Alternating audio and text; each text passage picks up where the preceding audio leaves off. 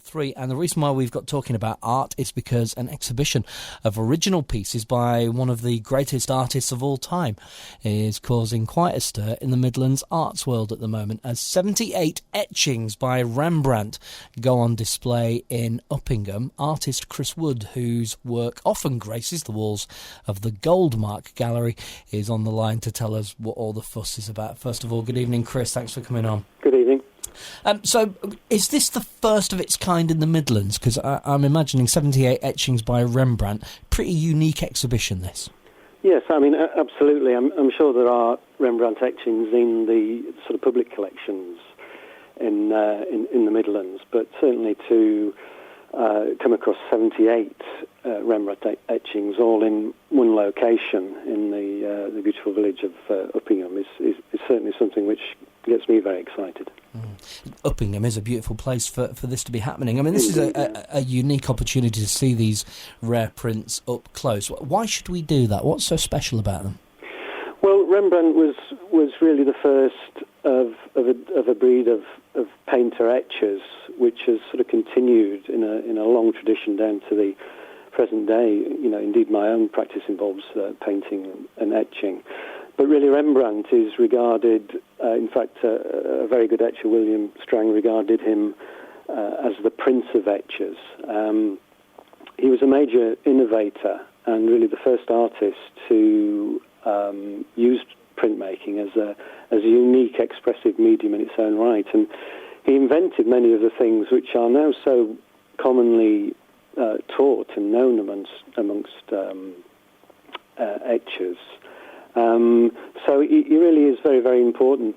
And as a name, you know, he's a household name. He's up there with sort of Van Gogh. You know, I think everybody's heard of Van Gogh and Rembrandt. Your style and Rembrandt's style are very different. I'm looking at one of your paintings, New Moon, which always intrigues me. At the moment, there's a kind of, I don't know, almost surreal quality to your work. Yeah. How working in that kind of genre of art, how do you still have an appreciation for this very, very different method? Well, I think the French philosopher and critic Jean Bazin once said that there was no great art of age, there was only the great art of the age.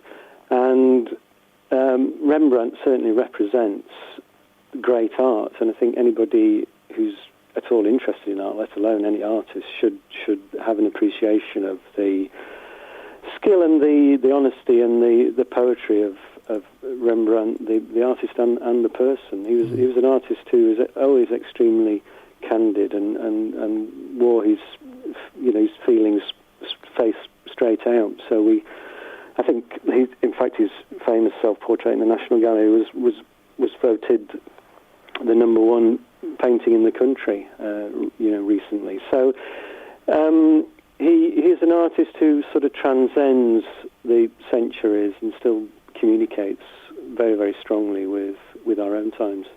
Mm. And the etchings, they're quite hypnotic, aren't they? I think the detail that Rembrandt put into them, aside from the story, the main story that he's telling, there's a lot of other stuff going on. And like Reg mentioned about the mouse in the train pictures a minute or two ago, you know, you can stand and look and just stand and stare at a Rembrandt etching for ages, can't you? Oh yes, I mean they are commonly regarded as of equal stature as his paintings. When one thinks of Rembrandt, the painter and the etcher, and so that his prints have this sort of equal standing. And it's not for no reason. They are absolutely extraordinary expressions of his draftsmanship and the poetry of his draftsmanship. And there's an honesty and a kind of poetry to Rembrandt, which is communicated very, very directly through line. And etching in Rembrandt's generation was very much about the expressive line. So you really do palpably feel the presence of Rembrandt in the etchings. And indeed, there are some marvellous self-portraits in the exhibition, which are just a few inches square and yet hold an entire universe of feeling in them. We're in the middle of a recession and no one's got any money, I'm told. And yet, looking at the price of these things, I mean, £10,000, not an expensive Rembrandt etching. Are people buying them? They certainly are. I was lucky enough to be in the gallery on Monday as some of the etchings were coming back from the framers, and there was a palpable air of excitement. And people were on the telephone already buying them. I think that there's probably at least 10-15% of these marvellous things have already found very, very appreciative owners. Where do they go to do it? Do they stay in this country? Do they go abroad? What happens to them? Well, I think certainly most of them will stay in the country. Probably, you would hope, would stay, within a 100-mile radius of Uppingham. The gallery has an international reputation in clientele, so it's highly likely that there may be one or two buyers from the further reaches of the world, snapping these beautiful things up again because they have an international appeal, I suppose. People are often scared of art galleries, aren't they? They're a little bit elitist at times. Is it a welcoming place? It's the most extraordinary welcoming place.